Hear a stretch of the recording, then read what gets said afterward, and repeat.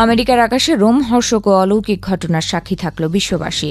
Idaho অঙ্গরাজ্যের mountain home বিমান ঘাঁটিতে চলমান গান ফাইটার স্কাইস এয়ার শোর আকাশ তখন মুখরিত যুদ্ধবিমানের গর্জনে। কিন্তু কেউ কল্পনাও করতে পারেনি কয়েক মুহূর্তের মধ্যেই সেই আনন্দঘন উৎসব রূপ নিতে চলেছে এক ভয়ানক অগ্নিগর্ভ ট্র্যাজেডিতে। দুপুরের ঝকঝকে নীল আকাশে তখন মহড়া দিচ্ছিল মার্কিন নৌবাহিনীর দুটি অত্যন্ত শক্তিশালী যুদ্ধবিমান EA-18G গ্রাউলার।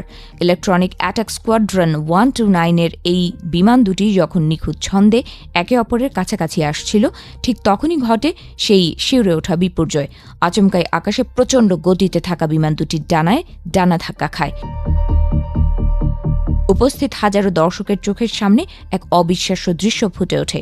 সংঘর্ষের পর বিমান দুটি ছিটকে যাওয়ার পরিবর্তে এক অদ্ভুত ও বিরল উপায়ে একে অপরের সাথে আটকে যায়, যেন বাতাসের বুকেই এক মরণ আলিঙ্গনে মেতে ওঠে ধাতব দানব দুটি। এরপরই জোড়া বিমান একসাথে কাঁপতে কাঁপতে ঘুরপাক খেয়ে মাটির দিকে ধেয়ে আসতে শুরু করে। নিচে দাঁড়িয়ে থাকা দর্শকদের তখন রুদ্ধশ্বাস পরিস্থিতি। কিন্তু ঠিক যখন মনে হচ্ছিল এক ভয়ানক মৃত্যু অনিবার্য, তখনই ঘটে সেই অলৌকিক উদ্ধার পর্ব।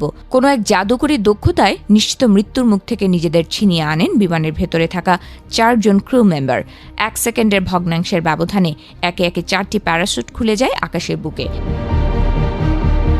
ক্রু মেম্বাররা যখন প্যারাশুটে ভর করে নিরাপদে নিচের দিকে ভেসে আসছেন, ঠিক তখনই মাটিতে আছড়ে পড়ে আটকে থাকা বিমান দুটি। মুহূর্তের মধ্যে এক বিকট বিস্ফোরণে কেঁপে ওঠে গোটা এলাকা। চারদিক ধোঁয়ায় অন্ধকার হয়ে যায় এবং বিশাল এক আগুনের গোলা গ্রাস করে নেয় কোটি কোটি ডলার মূল্যের সেই যুদ্ধবিমান দুটিকে। সৌভাগ্যবশত এই ভয়ানক দুর্ঘটনার পরেও অলৌকিকভাবে বেঁচে গেছেন বিমানের 4 জন ক্রু মেম্বারই। বর্তমানে তারা হাসপাতালে চিকিৎসাধীন এবং তাদের অবস্থা স্থিতিশীল। শুধু তাই নয়, বিমান ঘাঁটির ভেতরে আছড়ে পড়ায় নিচে থাকা কোনো দর্শক বা সাধারণ মানুষ আহত হননি।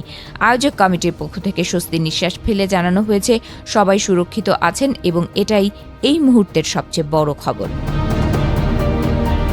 অ্যাভিয়েশন বিশেষজ্ঞরা এই ঘটনাকে অত্যন্ত বিরল বলে আখ্যা দিয়েছেন।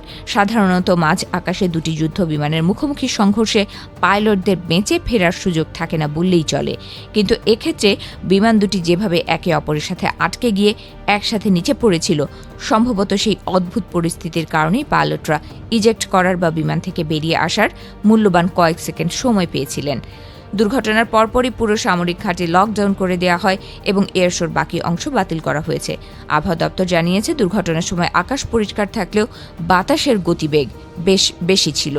যান্ত্রিক ত্রুটি নাকি পাইলটের সামান্য অসাবধানতার কারণে এই ঘটনা ঘটল, তা খতিয়ে দেখতে মার্কিন নৌবাহিনী ইতোমধ্যেই একটি উচ্চ পর্যায়ের তদন্ত শুরু করেছে।